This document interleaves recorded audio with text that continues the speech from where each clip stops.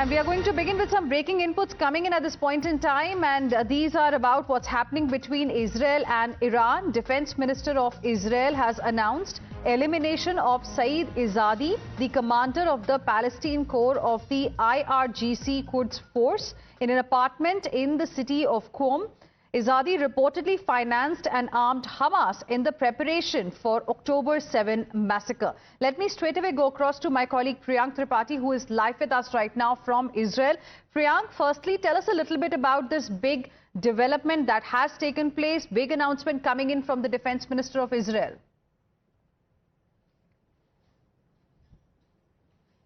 Yes, Shati, it's a major development which is coming according to the IDF, where they have been claiming that they have eliminated one of the top leader who was already in touch with Hamas, and he was from Iran.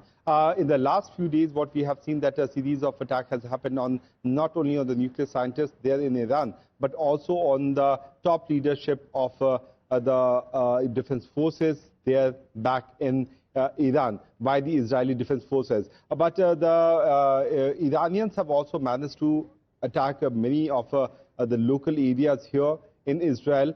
We are reporting here from Haifa, which is one of the important port city of Israel. And yesterday there was an attack where the Iranians claim that they have struck down one of the important government installations. That's why we have come here for the fact check, because the Israelis are not accepting it. Let me show you the visuals, because we are right next to this location. And this is the government office which was targeted by the Iranian forces. The missile came here and it got stuck in this particular building, where you can also see that the flags can also be seen there on the ground, which clearly means that on one side the Iranian top leadership and the alleged nuclear establishment is being attacked by the Israeli forces. On the other side, what we can say that there have been a massive escalation also from the Israeli side. One more thing before we can move on, that there was a claim that this particular port of Haifa was also attacked by the Israeli forces. We have come here so that we can show it to our viewers that what is the ground reality, because this port also has a massive significance to the Indian business houses there. You can see on the ground, these vehicles are very much there. There's no major damage which can be seen on these vehicles. On the other side, the port movement is still continuing, which is considered to be a very important factor with respect to India's interest is concerned. This has been acquired by Adani Group, which is and the special economic zone, the 70% of the stake of this Haifa port in Israel, which is one of the Mediterranean seaport, which was acquired in January 2023, had gone into the hand of Indian business houses, which was considered to be a major milestone, a significant milestone in the India and Israel partnership is concerned. You can see these are the exclusive visuals from the port, and what we can certainly say that there's nothing major damage or any kind of damage which has happened to this port. While on the other side, this is the building which was targeted. Let me show you once again. This is a high-rise building, from where just below the building we could see that the big smoke which was seen because of the blast which happened on that particular installation here in Israel. So in Haifa, certainly the situation has come back to normalcy. People have started coming back to work, but the major damage has also happened to many of these glasses of the buildings, which is behind me. On one of the buildings where we are stationed right now, it's on the top of a commercial tower. There was damage to the glasses and other things, but in Haifa the situation is coming back to normalcy. Why we came here is to establish that whether there has been any kind of damage which was claimed by the Iranian side to the Haifa port. Right. Priyank Tripathi is reporting live from the Israeli port city of Haifa, and Iran, remember, had fired several missiles at this particular port city, leaving at least 19 people injured. Priyank, request you to stay on with us. In fact, we also want to play out for our viewers the report that you sent to us from Haifa a short while ago.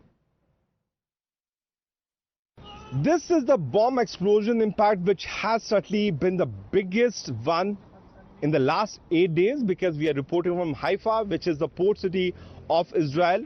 And right next to the building is the sea coast, where there have been multiple sea cargoes have been stationed, and because of the impact of this blast, this particular building was certainly shaken. But fortunately, there was no damage to the building. If there could have been a big damage to the building, then certainly it could have resulted into damage to the building, and many people would have also lost their life. This is the particular location right in the center where the Iranian missile hit. It was a ballistic missile which has certainly destroyed this particular location. And because of the impact, what we can say that since it happened post 12 noon, most of the offices were shut because it was the beginning of their vacation time. It was a beginning of the Shabd period, because this is the time when most of the Israelis are on vacation. It's a weekend for them.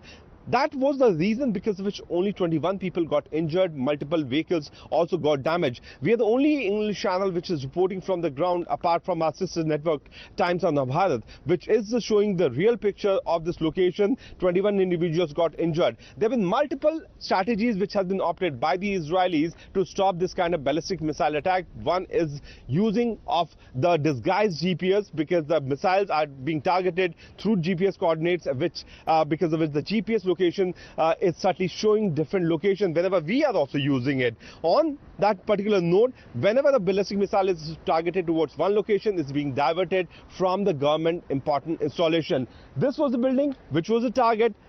21 people got injured, and now what we can say that there has been a very big threat which is still maintaining to be here at 5 o'clock in the morning. Also, we saw that many people heard the siren sound. Let's now move on, and we have some breaking inputs coming in at this point in time.